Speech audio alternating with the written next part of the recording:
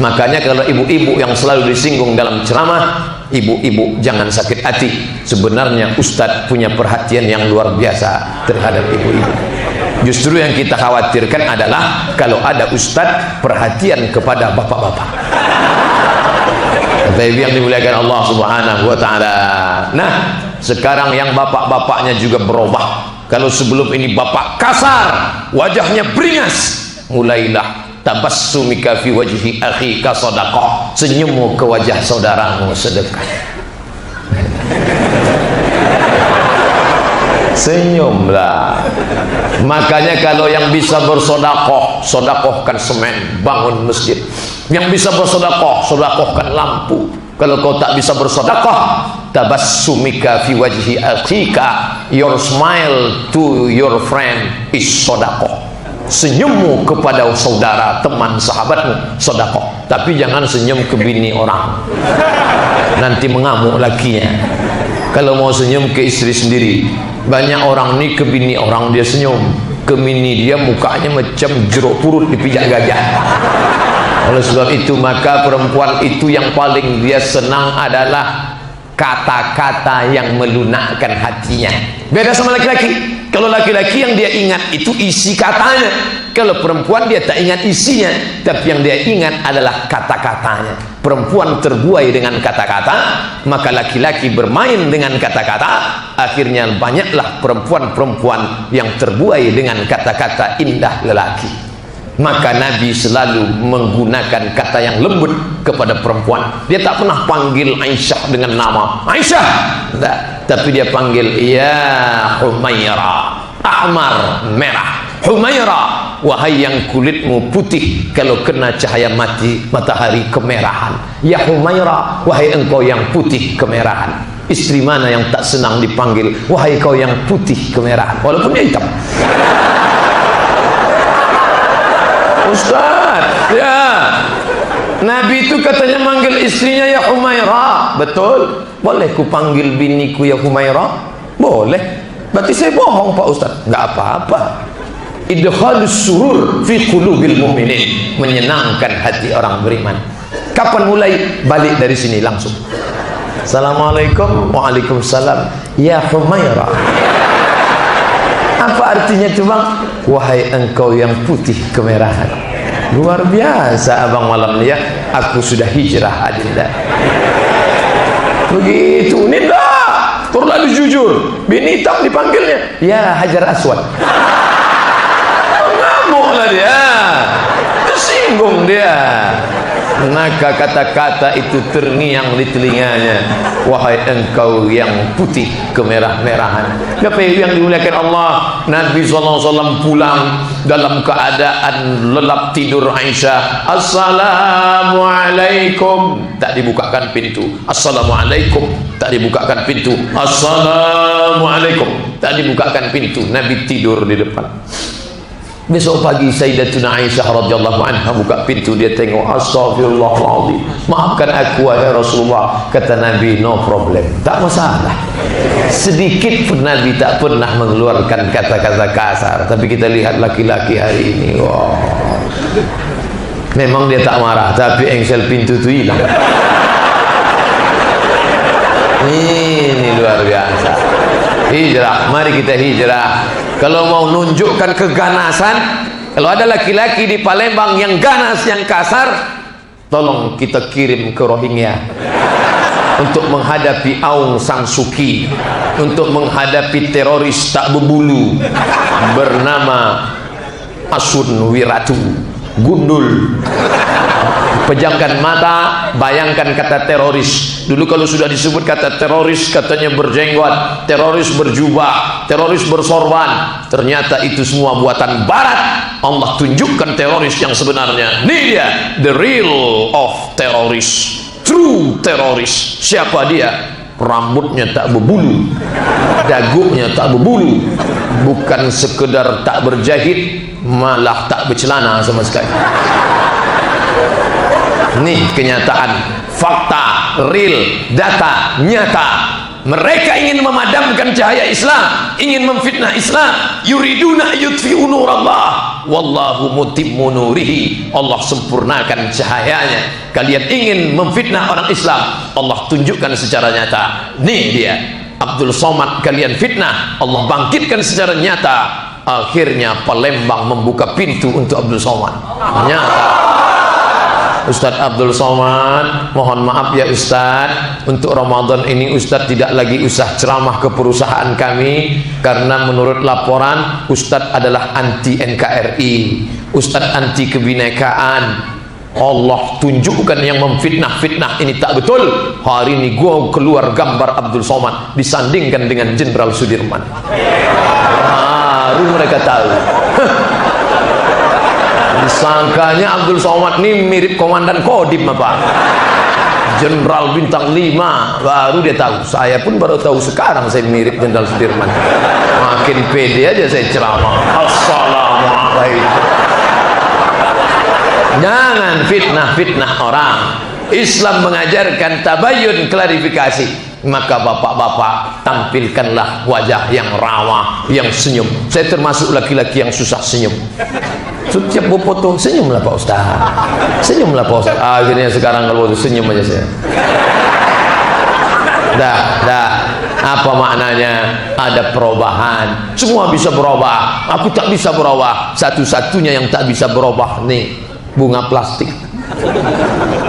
Lain daripada itu bisa berubah. Semuanya mengalami perubahan. Mari kita berhijrah. Dalam kurung, mari kita berubah. Badan Dakwah Islam RU 3. Apa artinya? Mana saya tahu.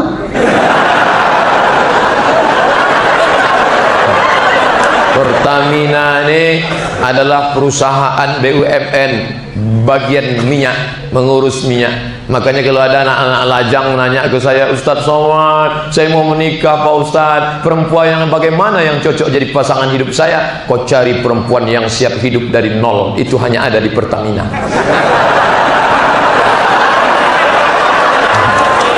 Mana ada perempuan lain siap susah? Perempuan lain cobalah tanya, maukah engkau hidup mengawaliku dari nol? Sorry ya bang, tapi di Pertamina mereka yang ngomong ke kita dari nol ya bang. Hebatnya. Berubahlah. Nih anak-anak gadis yang matre, berubah kalian. Dari mana kalian belajar? Bukan dari ceramah Ustadz Somad. Belajarlah kalian dari ketulusan Pertamina. Dari nol. Kalian pandang laki-laki itu karena hartanya, harta akan binasa. Kalian pandang karena kuasanya, kuasa tak sampai 5 tahun kalau ditangkap KPK. Kalian pandang karena bangsanya. Ada orang-orang yang bangsawan, bangsa yang hidup di awan. Ketika hujan lebat, awan pun hilang. Tapi kau pandanglah dia karena agamanya. Walaupun dia susah, walaupun dia tak ada apa-apa, tapi karena dia bersungguh sujud di atas yang maha kuasa, maka Allah akan berikan dia kaya. Yakunu fuqara. Kalau dia miskin susah, yughnihimullah. Allah mengayakan mereka. Ini motivasi buat yang muda-muda yang belum nikah. Jangan kalian putus asa. Karena banyak sekali sekarang karena kasus sulitnya pekerjaan, anak-anak lajang ditolak calon mertua. Kamu mau minang anak saya, kamu mau apa? Aku membawa cita-cita. Makan kau lah cita-cita. Janganlah begitu. Idza ja'akum man tardawna dinahu. Kalau datang anak lajang meminang anak gadismu, meminang adikmu, meminang kakakmu, meminang keponakanmu, kau senang agamanya, kau suka akhlaknya, nikahkan dia. Tolong dia, maharnya jangan kau buat terlalu tinggi. Nanti anak-anak muda datang bawa baleho, turunkan mahar, turunkan harga mahar. Ketika mahar tinggi, maka zina merajalela. Itu sudah hukum alam, simbiosis mutualisme. Di situ ada kebutuhan, di situ harga pasar meningkat. Maka jangan sampai terlalu tinggi ini. Ini nampaknya Ustaz ada pesanan dari anak-anak muda yang lambat nikah. Enggak, itu murni ketulusan dari saya. Karena saya juga pernah ditolak orang waktu dulu. Dan saya yakinkan malam ini yang menolak itu pasti kecewa keras. Harus tahu dia. pembalasan Ustaz Somad. Bapak Ibu yang dimuliakan Allah Subhanahu wa taala, yang dulu kau sepelekan karena dia rendah hina, tapi ternyata Allah mau angkat derajatnya, maka kalau kau kaya, kau tolong dia. Yang penting kau jadi menantuku yang soleh, kau jaga anak gadisku ini dunia akhirat, jangan kau berkhianat. Untuk makan ku tanggung dulu agak sebulan. Tapi habis itu kau kerja ya calon menantuku. Iya Pak, insya Allah di sanalah wallahu fi aunil abdi ma kana al abdu fi auni akhi. Allah akan menolong seorang hamba selama hamba itu mau menolong saudaranya. Apalagi yang kita tolong ini adalah anak muda yang sarjana, punya kemampuan, hanya saja keberuntungan belum di tangannya, tapi Allah akan bukakan pintu rezeki kepada dia lewat pertolongan kita. Kapan dimulai? Anak-anak muda, besok pagi langsung Pinang, sebelum pikiran bapak itu berubah. Bapak Ibu yang dimuliakan Allah, ibu-ibu calon mertua juga, mari kita berubah, mari kita berhijrah. Coba tengok tanda seru 3 kali. Itu maknanya apa? Dia mengatakan mari kita berubah. Ini ibu-ibu materinya luar biasa. Asal datang anak lajang mau minang langsung buka gorden. Inilah yang nampakku dalam tahajudku tadi malam. Dia pakai Pajero Sport kan? Inilah dia. Ya. Jangan buru-buru mah. Nggak boleh terburu-buru. Sekarang kalau nggak buru-buru nggak dapat bang. Abang dulu mendapatkan aku karena buru-buru kan? Maka ini harus kita terima. Kita tanya dulu, dia dari mana, orang mana, suku apa? Nggak usah kelamaan, nggak pakai cepat, langsung cepat, nggak pakai lama, harus cepat. Akhirnya si bapak ini pun takut. Yalah kalau udah begitu kata mama, saya tak bisa memisahkan dari dirimu mah, walaupun kau sudah lisut gitu dia. Wah, akhirnya mereka terimalah, dinikahkan juga. Setelah seminggu si anak pun balik berurai air mata, menangis tak berhenti. Si mamah bolak-balik merayu untuk berterus terang. Kenapa kau menangis nak? Kenapa? Makin kuat. Tulislah kalau nggak bisa ngomong. Mana spidolnya? Rental.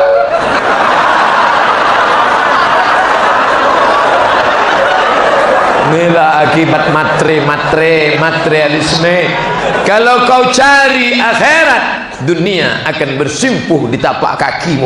Tapi kalau kau jual akhirat, celaka 12. Dunia tak dapat, akhirat melayang, dan rental pun menarik karena cukup seminggu saja. Apa yang terjadi?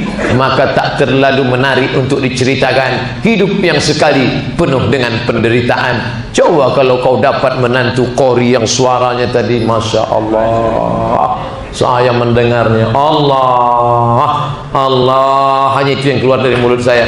Kenapa itu yang bisa ucapkan? Kenapa saya sebut Allah? Mulutnya sama, lehernya sama, tapi yang keluar kok lain. Bismillahirrahmanirrahim. Kata dia, oh gitulah, tak mirip kan? Luar biasa suara Qori dari Palembang. Ulama-ulama besar datang dari sini. Kitab Sayrus Salikin ditulis oleh, ini saya agak bangga sedikit, Syekh Abdul Somad Al-Falimbani. Masya Allah. Tadi datang grup WA, teman menulis, Ustaz Somad, ya ternyata ulama besar Palembang tuh namanya sama dengan Ustaz ya, kata dia. Dalam hati saya baru tahu itu. Bapak Ibu yang dimuliakan Allah Subhanahu wa taala, mari berhijrah, berubah cara pandang kita melihat hidup yang selama ini dunia. Sampai kemana dunia ini? Celupkan tanganmu ke dalam air, tarik ke atas. Nampak menetes? Itulah dunia. Yang kau nampak setetes, itulah dunia. Kalau kau dapat, kau jangan bangga karena kau cuma dapat setetes. Kalau tak dapat, jangan sedih karena yang hilang pun cuma setetes. Anak-anak muda, besok pagi kalian bawa HP, pergi ke tepi sungai. Jongkok kalian, pasang HP di sini, pasang, cari tiang-tiang. Kalau tak ada tiang, galah potong, celupkan tangan ke sungai. Hai saudaraku, yang setetes ini dunia. Kalau kau dapat kau jangan bangga, tapi kalau kau tak dapat kau jangan sedih. Inilah dunia, adalah akhirat. Itulah sungai yang begitu panjang. Bagi yang suka tolong like and share. Bukan susah buat video streaming itu, langsung upload Instagram, Twitter, BBM, YouTube. Tutup HP, nanti malam tengok berapa yang like. Baru 4 orang.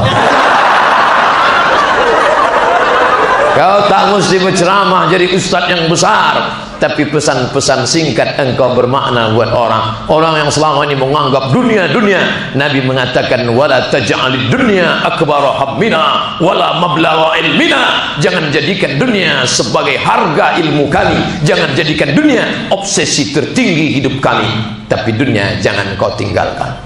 Jangan balik dari sini, saya tidak mau. Nah, ini penting nih. Jangan pulang dari pengajian ini semua jamaah ini meninggalkan dunia. Besok pagi istrinya membangunkan dia, bang, bangun bang, ayo kita jaga toko. Sudahlah bu, toko itu kita tinggalkan saja. Dunia itu semua. Nah, ya hari Senin kamu kuliah kan? Saya udah meninggalkan kelas ya. Kenapa? Dunia itu semua. Oh jangan, dunia ini harus direbut, tapi jangan sampai hatimu dipenuhi oleh dunia. Kau punya mobil yang mewah, mantap, tapi dipakai untuk apa? Menjemput dan mengantar ustadz ke airport. Berwibawa Ustadz Somad. Yakin buka kaca? Coba kalau dijemput pakai mobil ayam, gerobak di belakang ayam, buka pintu satu tak pakai AC, begitu kaca dibuka mogok. Saya ceramah di salah satu provinsi di Riau, di provinsi di Kalimantan, tepatnya di Pontianak, Kalimantan Barat. Kami Pak Ustadz membuat sebuah komunitas pengusaha-pengusaha orang kaya muslim, dan ini pula ulama-ulama. Selama ini ulama sibuk dengan ayat hadisnya, pengusaha bisnis dengan bisnisnya, sehingga ada dua yang terpisahkan. Kami satukan menjadi satu. Kami buat acara tabligh akbar. Ini meminjamkan, saya tak pandai ceramah, tapi mobil ini pakailah lengkap dengan bensin-bensinnya. Saya tak pandai ayat, saya tak tahu, gunakan ini untuk menolong agama Allah. Jadi jangan pahami bahwa berdakwah itu mikrofon, suara, ceramah, mimbar, kursi. Bukan. Apa yang kau gunakan untuk menolong agama Allah subhanahu wa ta'ala. Allahu Akbar. Begitu ke depan. Jadi jangan anak-anak ini mau diperekam semua harus jadi ustadz. Kamu harus jadi ustadz. Aku ingin kau macam Ustadz Somad. Kata anaknya, aku nggak mau. Nanti aku kurus macam dia. Anak itu tanya baik-baik. Nah, ini ada gambar. A. Abri. B. Polisi. C. Cendekiawan. U. Ulama. Kau pilih yang mana? Aku mau jadi bisnismen. Silakan, masukkan dia ke SE, sarjana ekonomi, fakultas ekonomi. Habis itu dia akan ambil S2, habis itu akan S3, osteler, S cendol. Memang anak dulu sekarang bisnis apa? Ya, anak saya sekarang sedang usaha esteler lah. Masa taman S3 ekonomi esteler? Memang dia esteler, tapi impornya 3 kontainer satu hari. Bisa ibu berenang dalam esteler itu saking banyak. Seluruh esteler di dunia ini dia yang memproduksinya. Esteler corporate. Bisa. Kenapa tidak? Bisnis internasional. Jangan lagi kita berpikir secara kecil, tapi luar biasa. Kamu nggak kuliah? Aku nggak ada dana. Terus ada tanah kosong, aku tanam karet sama kelapa sawit. Masa hari gini masih lagi berkutat di tanah kotor, bau, ada cacing, ada kuman, ada pacat, ada tikus. Apa kerjamu sekarang? Ya itulah ngurus itu. Berapa hektar? Malu nyebutnya. Sebut aja lah, ya sejauh mata memandang. Biasa. Maka pakai kekayaanmu menolong agama Allah.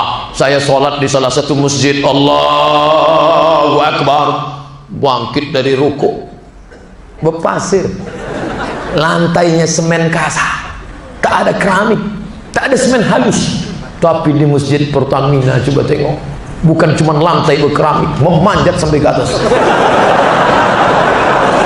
andai melekat ini naik ke atas. Saking kan banyaknya duit Pertamina untuk membuat, maka kau pakai agama Allah dengan menolongnya dengan apa yang kau punya, apa yang kau bisa tolong. Tolong, aku bisa menolong kasih AC, kasih AC, kasih. Aku mau kasih kipas angin, tengok kau mana mata memandang kipas angin yang model berzikir pula tuh. Ada berzikir pula tidak?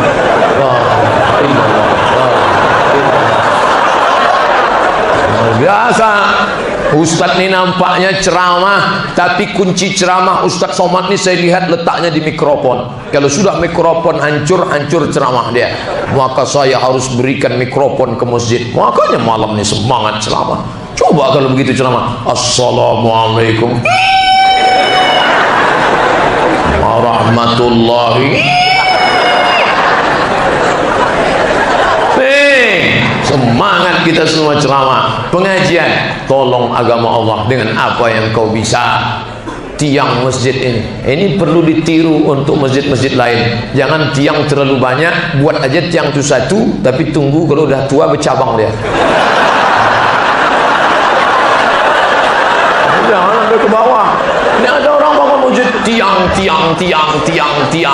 Ini berapa sop tidak putus? 1 sop, 2 sop, 3 sop, 4 sop, 5 sop, 6 sop, tak putus 6 sop. Kalau tiang terlalu banyak, sop putus. Yang kedua, kalau ceramah di masjid terlalu banyak tiang, tak sampai kaji itu ke telinga jamaah, tersangkut di tiang-tiang itu. Ini kan tidak, leluasa kita ceramah, cantik masjidnya, bagus, adab, ayab, nyaman, tentram, tak ada yang kurang lagi. Rekaman penceramah, pengajian di masjid, rekam. Setelah direkam, upload syiar kita. Berapa kamera nih? Ya, yang kecil tak terhitung, yang besar-besar aja 1, 2, 3, 4, 5, 6, 7. Dah hidup dah tidak, Allah Allah. Yang jelas banyak. Lagi adik-adik tunjukkan itu semua, foto itu semua. Kirimkan ke kawan-kawan. Kalau kalian mau buat tabligh akbar pengajian, rekam, simpan di file-file masjid. Buatkan satu folder pengajian tahun 2017, 2018, tertib administrasi. Mulailah kita hijrah dari administrasi amburadul, kacau balau, lintang pukang, tunggang langgang kepada administrasi yang tertib, sehingga pindah organisasi baru, pindah ke pengurusan baru. Anak-anak yang lama dia buka file-file lagi. Ini file ceramah tahun berapa nih? Tahun 2017. Coba buka satu-satu siapa aja ustadz yang diundang. Kepengurusan tahun berapa nih? 2037. 20 tahun sudah umur filenya. Pas mereka buka, ini ada ustadz yang mantap yang saat ini. Yang lain-lain tak macam ini gaya. Siapa namanya? Mereka lihat di balehu, tak pula ada nama saya.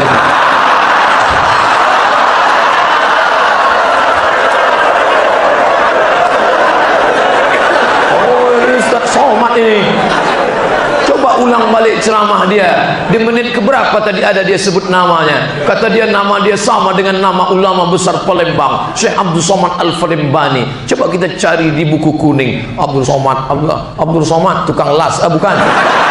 Abdul Somad ternak itik, bukan. Abdul Somad bukan. Abdul Somad LCM. Ini dia. Ayo, berapa nomornya? Kita telepon anak-anak pengurus masjid Palembang 2037 mau mengundang. Assalamualaikum. Waalaikumsalam. Betul ini Ustadz Somad? Tak salah lagi saudara. Kami mau undang Ustadz ke Palembang. Ya, saya tahu, wong Pito Galo. Saya akan datang. Saya pernah ke sana 2017. Sudah 20 tahun kalian masih ingat dengan saya ya. Waktu itu Ustadz, pas Ustadz ceramah, kami lari-lari ke sana kemari anak-anak. Saat itu kami tak tahu, tapi sekarang kami sadar. Kami kembali ke masjid karena kami ingat ayah, emak, ibu, bapak kami membawa kami ke masjid.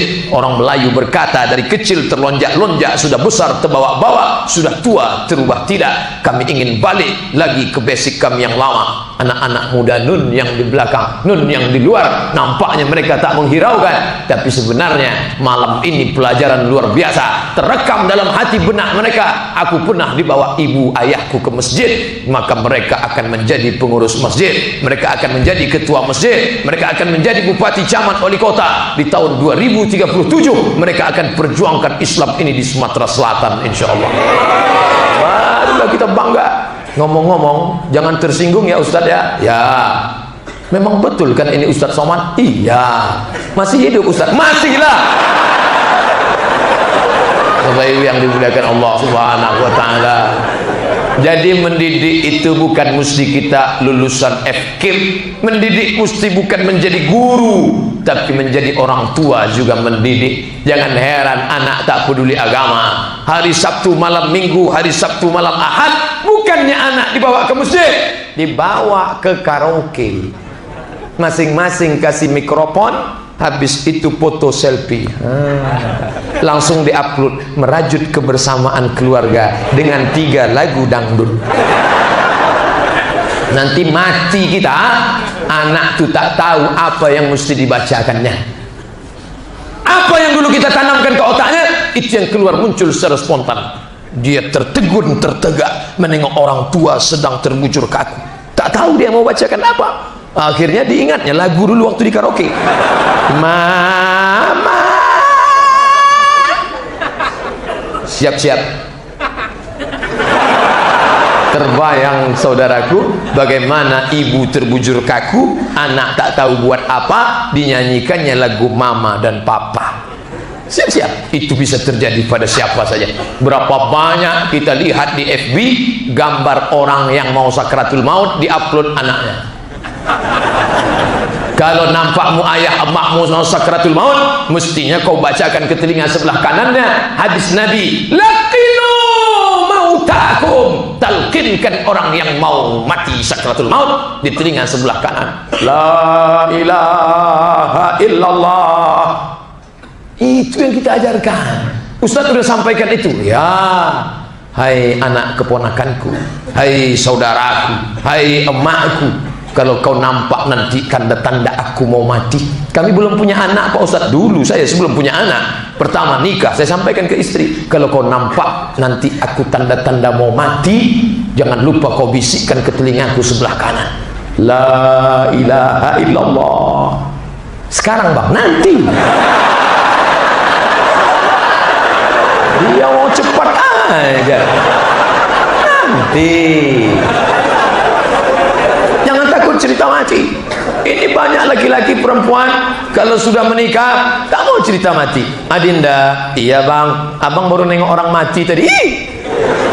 Jangan cerita mati, jangan cerita mati. Memangnya kita ini tak mati. Di bawah sana tanah, di atas ini inilah mimbar dunia, bukan luas dunia ini. Dari dalam tanah naik ke atas dunia, ceramah, jatuh mati. Dari dalam sana naik ke atas, masak, jatuh mati.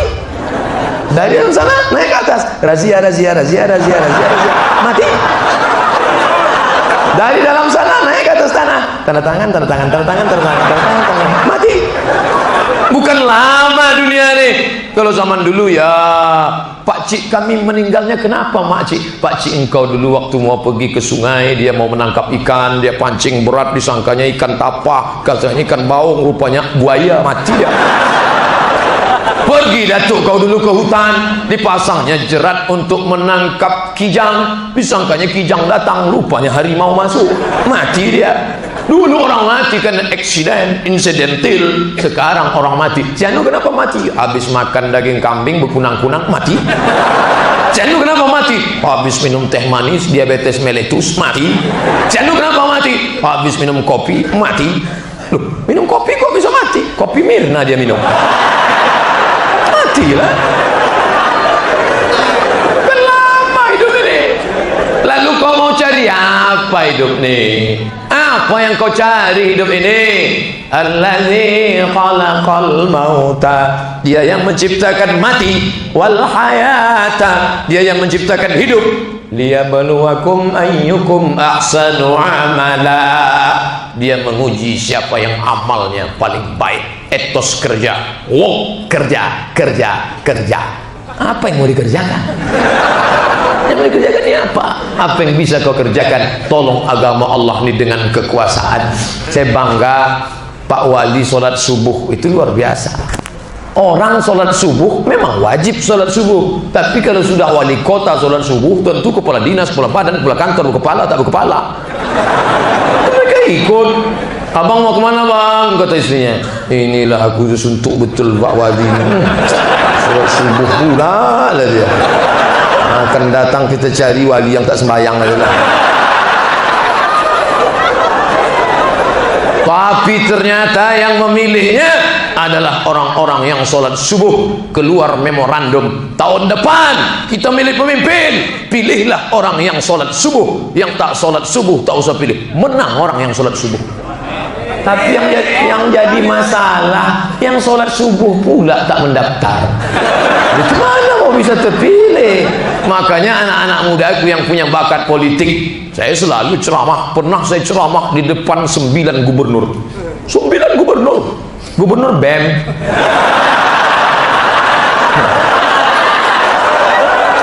Badan Eksekutif Mahasiswa Fakultas Perikanan, ngurus ikan.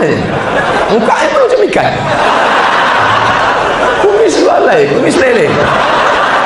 Badan Eksekutif Mahasiswa Paper Tapet, Fakultas Pertanian, Badan Eksekutif Mahasiswa Fakultas Sains dan Teknologi. Kalian yang punya bakat-bakat politik, ketua-ketua senat, presiden-presiden BEM, gubernur-gubernur BEM, nanti kalian tamat, kalian tolong agama Allah ini dengan politik. Ketika orang Islam meninggalkan politik, maka Islam akan dipimpin oleh orang yang tak mengerti Islam tapi hebat dalam bidang politik. Hancur masa depan Islam. Maka yang muda-muda bangkit. Saya sakit hati, kata bapak-bapak. Kenapa sakit hati? Ustaz kok nyebut yang muda terus? Yang muda lah yang bisa. Yang tua mana bisa? Yang tua tuh urus saja lah sakratul maut. Janganlah kasar begitu Pak Ustaz. Yang tua-tua menulis bagaimana pengalaman bapak dulu waktu masih aktif PNS, ABRI, polisi, tentara, yang purnawirawan. Menulislah supaya orang di masa lalu tahu, supaya orang di masa akan datang ngerti bahwa kau pernah hidup di masa lalu. Tadi saya diberi kitab. Ibu-ibu, ayahnya sudah meninggal, 4 orang ibu-ibu menjumpai saya. Ini ada hadiah untuk Ustadz, buku. Buku apa? Buku Al-Azkar, ditulis oleh Imam An-Nawawi, ditulis pada tahun meninggal Nawawi 676 Hijriah. Umur buku yang diberikan ibu tadi umurnya 700 tahun yang lalu. Kertasnya sudah bolong-bolong digigit rayap. Rayapnya sudah lama meninggal dunia. Tidak punya anak.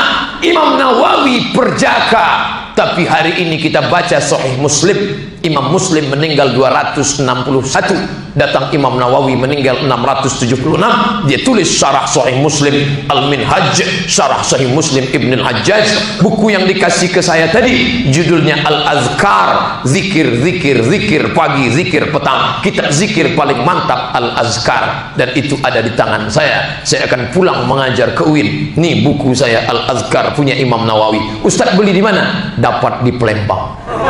Luar biasa. Ada kitab namanya Ihya Ulumuddin, ditulis oleh Imam Abu Hamid Al-Ghazali, meninggal tahun 505. Kitab ini terlalu tebal, diringkas oleh Syekh Jamaluddin Al-Qasimi. Nama kitabnya Mau'izatul Mu'minin min Ihya Ulumuddin. Kitabnya tadi ada. Menulislah supaya orang di masa akan datang tahu bahwa kau pernah hidup di masa lalu. Dari mana kita tahu Simtud Durar? Dari mana kita tahu Ratib Al-Haddad? Dari mana kita tahu Ratib Al-Attas? Dari mana kita tahu Al-Barzanji? Dari mana kita tahu kitab Muhammad Sayyid Alawi bin Abbas Al-Hasani Al-Maliki? Dari kitab-kitabnya, tulisan-tulisannya. Menulislah. Buya Hamka sudah meninggal hampir 40 tahun, tapi hari ini masih kita tetap nikmati tafsirnya.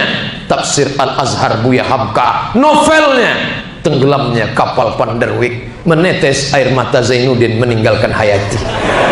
Masya Allah, ketika Zainuddin akan pergi ke surau berselisih dengan Hayati, diselipkannya surat untuk Hayati, dibaca oleh Hayati. Membaca novel itu menetes air mata orang membaca, bergoncang. Kenapa Pak bergoncang? Saking hebatnya novel ini Pak Ustadz, seolah-olah aku berada di dalam kapal Panderwing. Begitu kututup novel ini, baru rupanya sadar aku dalam angkot. Hebat. Mana orangnya? Sudah meninggal dunia, tapi tulisannya tetap kekal abadi. Alhamdulillah Pak Ustadz, kami tiap hari nulis. Mana bukunya? Nulis status. Tak bermaknakah status? Bermakna. Tapi status kau yang berkualitas, nanti kumpulkan 1001 status seorang anak yang suka update status.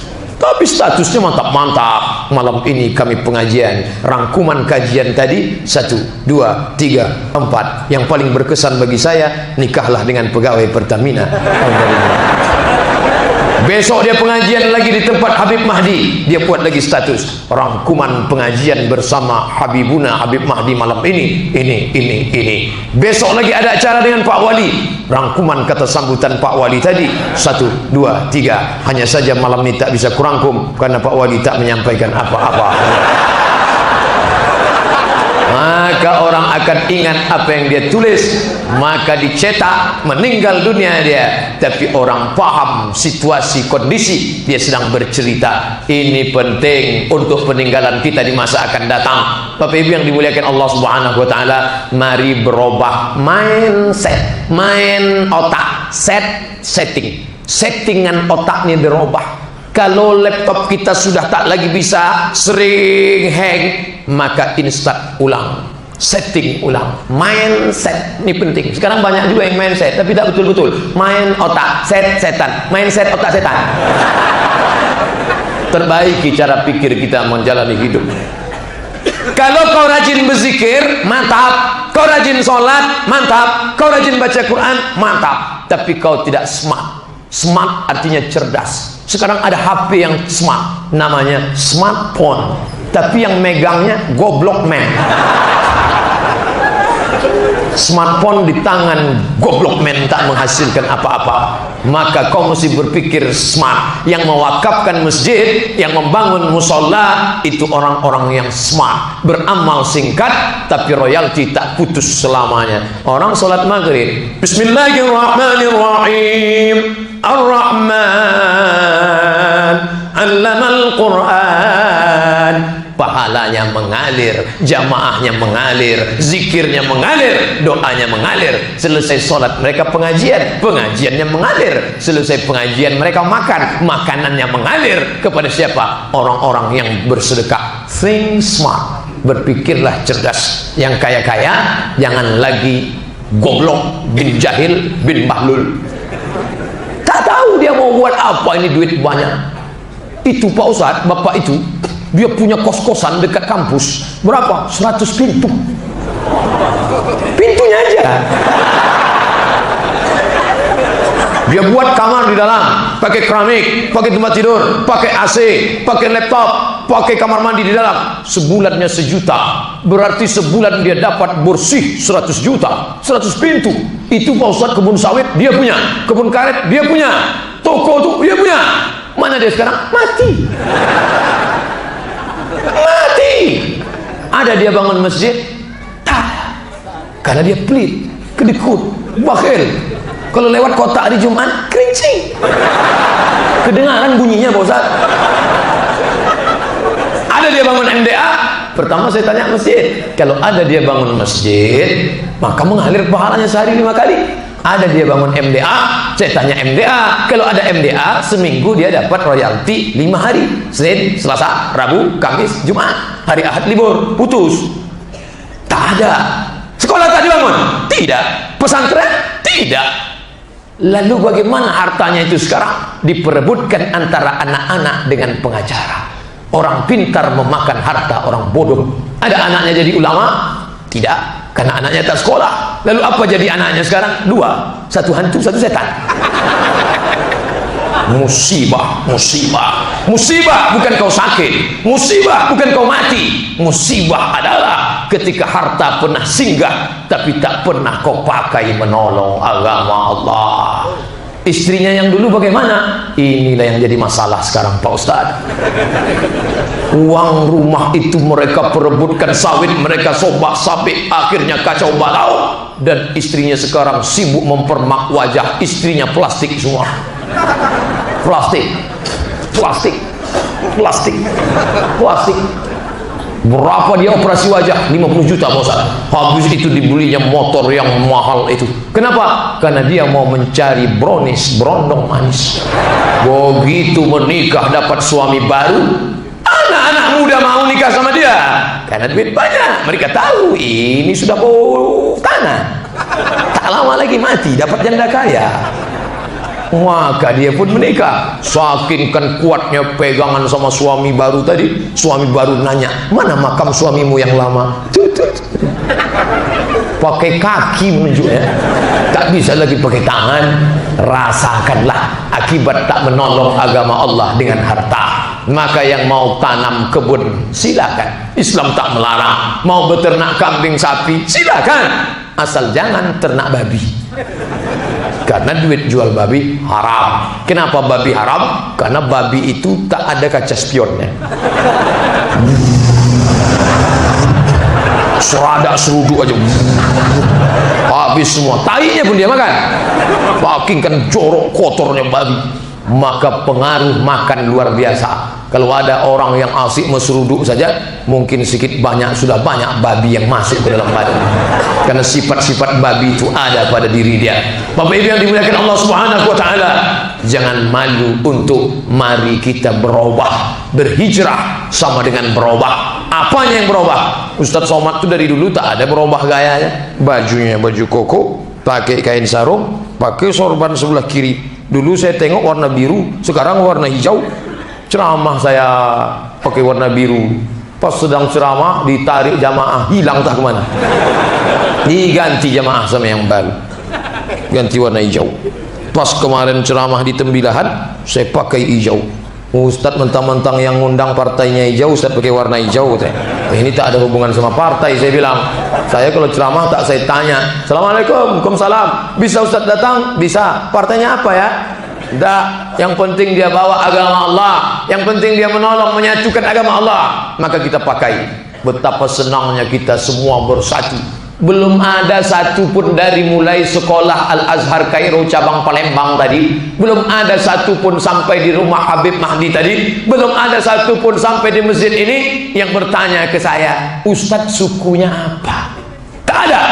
Tak ada orang Palembang mempertanyakan suku saya dari mana, lahir di mana, orang apa, bapaknya siapa. Enggak. Karena kita semuanya melihat orang asyhadu an la ilaha illallah wa asyhadu anna muhammadan rasulullah. Kalau Habib Mahdi tadi jelas Arab. Kalau yang ini Arab-Arab cemas.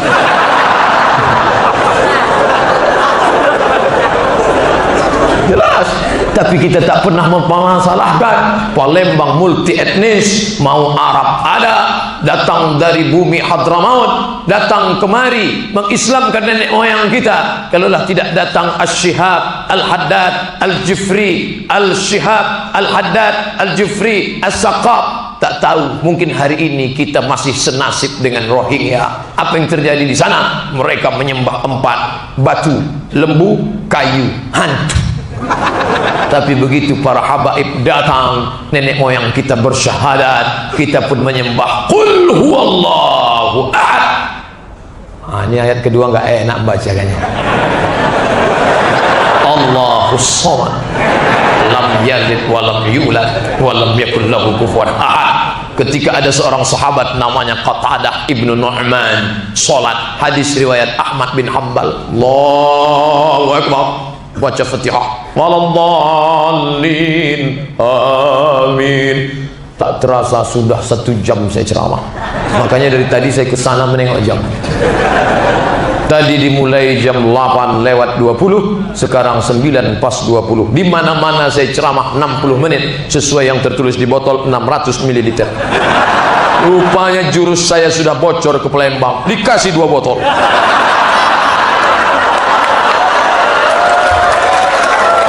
Saya berdiri 2 jam nampaknya.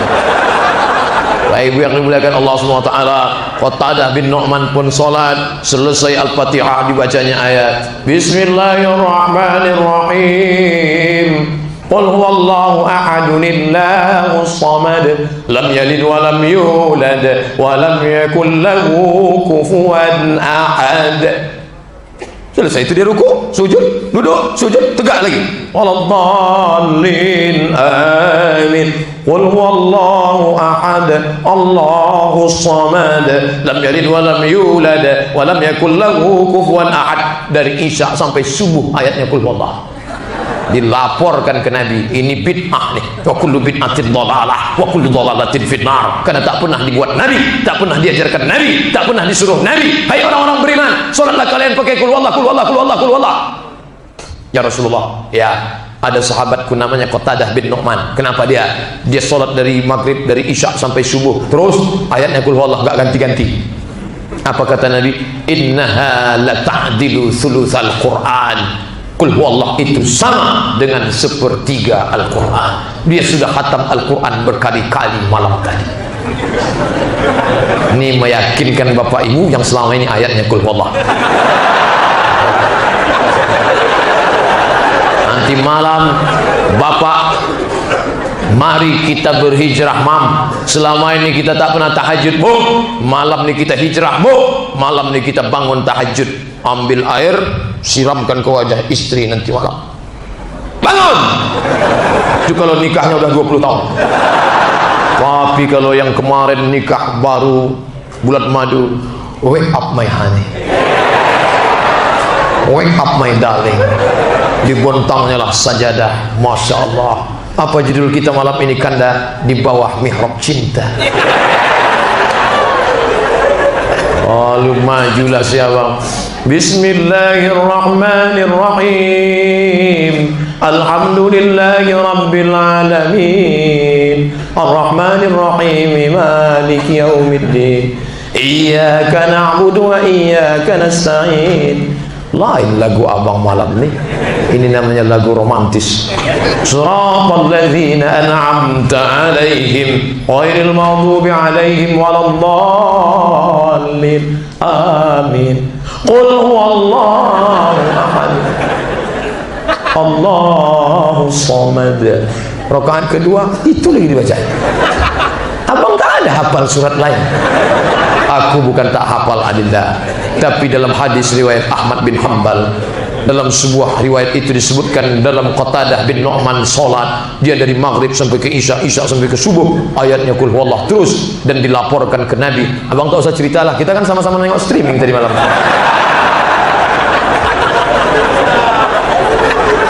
Artinya kalau ibu baru dapat suami yang hafal surat pendek, bersyukur. Masih dapat suami membangunkan malam sholat tahajud. Hari gini masih ada suami yang mau sholat sunat, mau membangunkan malam. Di teman tetangga sebelah suami memukul bini, memijak, menunjang, menyikut, menanduk. Ini suaminya orang apa? Banteng. Tapi itu fakta, data nyata di tengah masyarakat kita. Maka bersyukurlah. Macam-macam penderitaan ibu-ibu sekarang. Ada pula suaminya itu lain. Allahu Akbar, sampai salam tak berbunyi.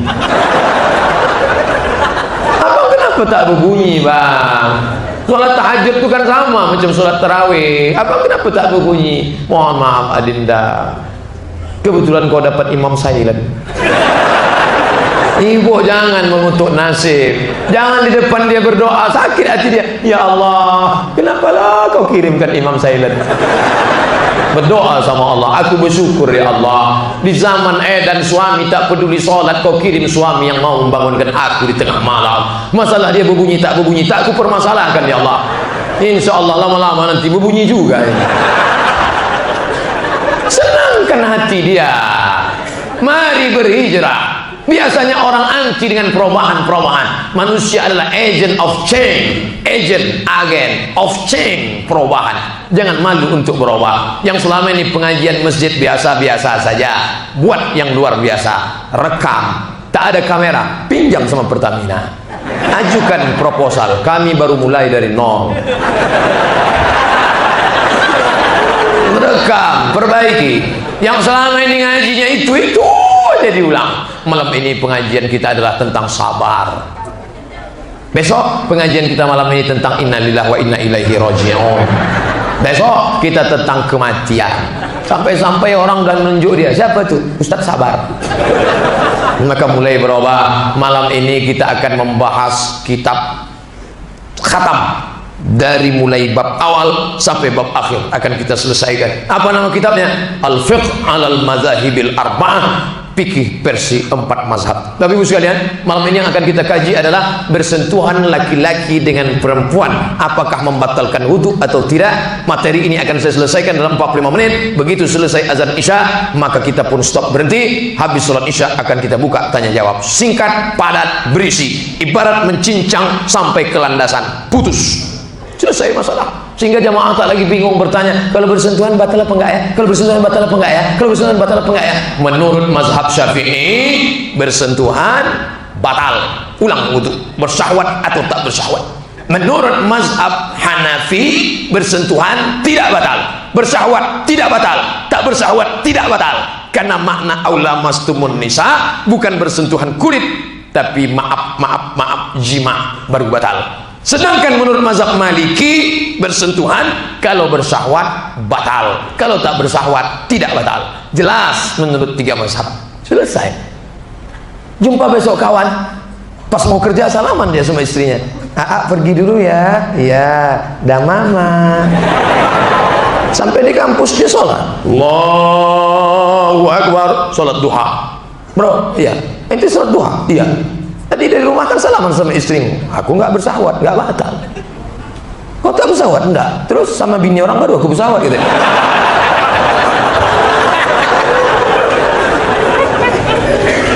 Jelas. Sehingga orang tak lagi membingung menyalahkan, oh kawan ini pakainya mazhab kalau tidak bersahwat tidak batal. Kenapa kamu ulang wudu?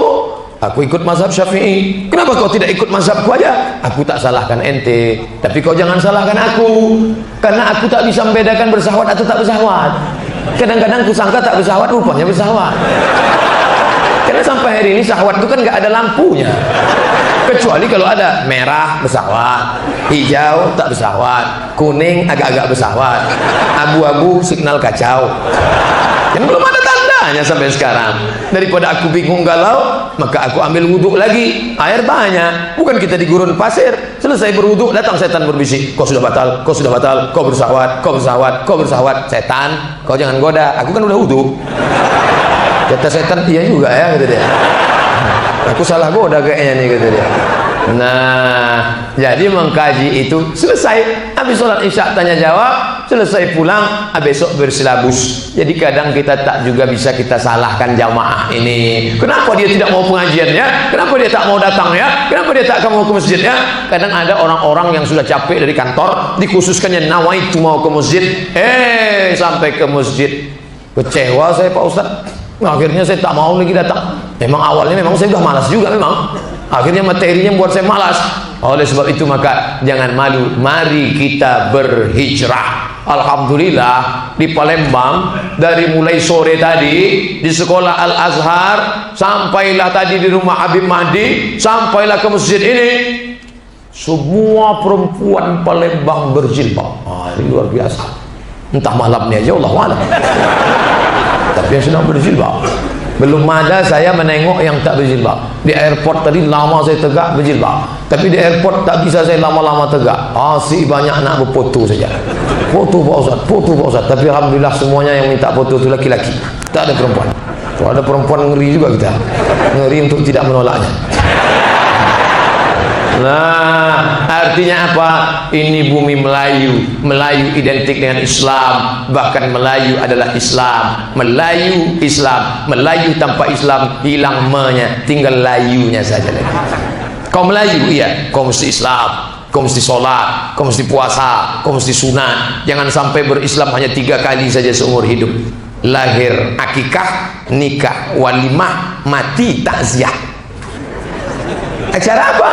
Acara akikah. sallallahu ala Muhammad, sallallahu alaihi wasallam, sallallahu ala Muhammad, sallallahu alaihi wasallam. Islam selesai. Kapan lagi berislam? Acara di masjid. Aku nikahkan engkau dengan anakku dengan mahar seperangkat alat sholat dan kitab suci Al-Quran, tak pernah dibuka sampai mati. Islam. Kapan lagi Islam? Yang ketiga, malam nanti kepada bapak-bapak, ibu-ibu Badan Serikat Kemalangan harap datang ke rumah almarhum, karena kita akan mendoakan. Hanya 3 kali saja berislam, yang lahirnya sekuler, liberal. Memangnya kita mau kemana? Kita ini mau mati. Fir'aun kurang hebat apa lagi? Fir'aun di Mesir masih tetap tegak berdiri, piramid besar, satu-satu batunya itu kalau ditimbang katanya 2 ton berat. Saya tengok batu besar, yang punya rumah megah masih pakai bataku. Fir'aun induknya bataku, 2 ton beratnya. Tiang pencakar langit dia buat. Sampai-sampai penjajah dari Prancis tertarik, mereka cabut tiang itu, mereka bawa pakai kapal laut ke Paris, ditegakkan di kota Prancis. Ada patung tegak, tiang piramid. Tertarik mereka melihatnya. Tapi apa yang terjadi pada Fir'aun yang hebat, yang perkasa, yang sombong itu, sekarang terbujur kaku dengan tangan begini di dalam museum Square Tahrir di tepi sungai Nil. Saya masuk ke dalam museum, naik ke lantai 2, naik ke lantai atas. Begitu mau masuk ke dalam museum, berdebar darah saya. Mau masuk ke kamar Fir'aun, berdebar. Kenapa Ustaz berdebar? Tertulis bayar 100 pon. Saya buka dompet, saya bayar. Mau menengok Fir'aun pun bayar. Begitu masuk ke dalam, security mirip-mirip pula security itu, macam Fir'aun. Saya tengok, bayar kata dia. Masuk saya ke dalam. Untung di dalam itu sudah banyak bule-bule bawa anak-anaknya lari-lari. Lama saya termenung di dalam. Maksud saya mau buat video pendek waktu itu. Saya mau buat video pendek. Hai penguasa-penguasa yang macam Fir'aun, tengoklah ini. Tak bisa, no kamera, no kamera kata dia. Iyalah saya bilang. Saya tengok Fir'aun, hidungnya, rambutnya macam bulu jagung, giginya agak keluar sedikit. Saya tengok dia, inilah yang dulu menyembelih anak-anak yang disebut dalam pangkal surat Al-Baqarah, yulabbi'una abna'ahum, anak laki-laki disembelih hidup-hidup, wa yastahyuna nisa'ahum, anak perempuan dibiarkan dia hidup. Sekarang terbujur kaku, kering, kerontang. Saya tengok ujung kakinya, kukunya panjang. Saya tengok kakinya, saya tengok tangannya, saya tengok dagunya. Saya betul-betul meresapi Fir'aun waktu itu. Khawatir pula mata dia bergerak. Kalau sempat pas saya tengok itu bergerak apa, tak pingsan saya. Berapa kali saya baca ayat kursi, Allahu la ilaha illa huwa lahu ma fis samawati wa ma fil ardh. Dan kotak kaca. Apa yang terjadi pada Fir'aun sekarang? Ini pelajaran penting. Apa kata Allah? Al-yawma nunajjika bibadanika. Hari ini ku selamatkan engkau, hai Fir'aun, bibadanika, dengan badanmu selamat. Tak dimakan cacing tanah, kau tak dimakan rumput laut, kau tak dimakan ikan. Bibadanika kami selamatkan, padahal kau mati di Laut Merah. Untuk apa? Litakuna liman khalfaka ayah, menjadi tanda bagi orang-orang yang datang setelah engkau. Hai orang-orang sombong, hai orang-orang angkuh, kalian mati macam Fir'aun. Dan sampai hari ini belum ada bapak-bapak di Palembang yang memberi nama anak Fir'aun. Pak Ustadz, selamat datang ke rumah kami ya, dalam acara akikah anak kami. Ini surat undangannya, selamat akikah anakku Fir'aun. Tak ada. Pernah tak dengar kata sambutan? Berikut ini mari kita dengarkan kata sambutan yang akan disampaikan oleh Bapak Fir'aun. Pernah tak nengok baliho besar? Jangan lupa pada pemilu ini coblos anggota legislatif nomor 13, nama Fir'aun. Tidak ada yang mau pakai nama dia, walaupun dia gagah dan perkasa, walaupun seluruh dunia takluk kepada dia. Sampai dia ambil gadis-gadis dari Roma, dari manapun dia ambil, tak ada yang berani melawan dia. Berakhir juga dengan kematian. Yang angkuh, yang sombong, ingatlah mati. Keluar dari sini, ambil foto di Google, www.google.com, tulis di situ Fir'aun, enter. Ambil gambar pitch Fir'aun, letakkan di wallpaper letakkan di HP. Ingat, kau akan mati macam Fir'aun. Bapak Ibu yang dimuliakan Allah Subhanahu wa taala, akhirnya sampai juga saya ceramah selama 1 jam 20 menit. 1 jam 60 tambah 20 80 menit. Bisa saya tahan tegak 80 menit. Jarang-jarang saya ceramah 80 menit. Di Masjid Agung An-Nur, video yang selalu Bapak lihat di YouTube itu 45 menit. Dari subuh sampai ke salat sunat isyraq. Habis itu kita stop, baru buka tanya jawab. Itu pun duduk. Kadang saya baru ceramah 30 menit sudah keluar kuda nil. Baru ceramah 40 menit sudah pada menunduk. Tapi hari ini luar biasa. Ternyata apa kata orang, jangan macam-macam Ustaz di Palembang. Orang Palembang itu tahan mendengar ceramah, bukan sekedar cerita. Yang duduk tetap tegak, yang tegak tak duduk. Kan itu? Itulah hebatnya. Kami sudah Islam karena kami sholat, betul. Kami sudah Islam karena kami puasa, betul. Kami sudah Islam karena kami berzakat, betul. Tapi ada satu yang menguji Islammu. Apa? La yu'minu ahadukum, kamu belum beriman hatta yuhibba li akhihi, sampai kau sayang kepada saudaramu ma yuhibbu li nafsihi, sama seperti kau sayang pada dirimu sendiri. Siapa saudara kita? Nun, yang berada di atas Palembang, di atas Palembang, Kuala Lumpur, di atas Kuala Lumpur, Thailand, di atas Thailand, Burma. Di tepi Burma ada satu kampung namanya Arakan. Habis Arakan masuk Bangladesh, habis Bangladesh India, habis India Pakistan. Di Arakan ini ada setumpuk kecil umat Islam yang sedang disiram pakai bensin, dibakar, diletakkan di ban, mendidih darah. Kita menengok dari jauh. Apa yang bisa kita buat? Tadi saya diminta berdoa. Yang saya doakan, Allahumma ansur ikhwanana al-mujahidina fi Rohingya. Hari ini ada saudara kita datang menyediakan kotak yang kau bisa tolong dengan dirimu. Bisa kau berangkat jihad, tanganmu bisa bermegang senjata, pandai kamu mana, tolong dengan tenaga. Saya tak bisa Pak Ustaz. Man jahaza ghazian faqad ghaza. Siapa yang menolong dengan hartanya, dia sudah dapat pahala jihad. Berikan duit, berikan pakaian, berikan apa yang bisa kita berikan. Yang tak bisa, jurus paling bawah, doa. Doa pun tak bisa, mati aja dah. Tak ada lagi selain doa. Makanya di akhir majlis kita tetap memintakan lidah-lidah orang soleh berdoa. Ada kotak yang tersebar, isi dengan apa yang bisa kita tolong, isi. Alhamdulillah Pak Ustaz, setelah hijrah ini, mari kita berhijrah. Itu Bapak selama ini tak mau sedekah. Setelah Ustaz ceramah hijrah, mau dia bersedekah Pak Ustaz. Selama ini tak pernah, asal lewat kotak, lewat aja. Tapi setelah Ustaz ceramah, diisinya berapa? 2.000 perak. Itu yang dapat saya sampaikan. Bila ada pertanyaan, saya akan jawab yang bisa saya jawab. Yang tak bisa akan kita jawab. Kirimkan jawabannya melalui blog. Terima kasih. Wassalamualaikum warahmatullahi wabarakatuh.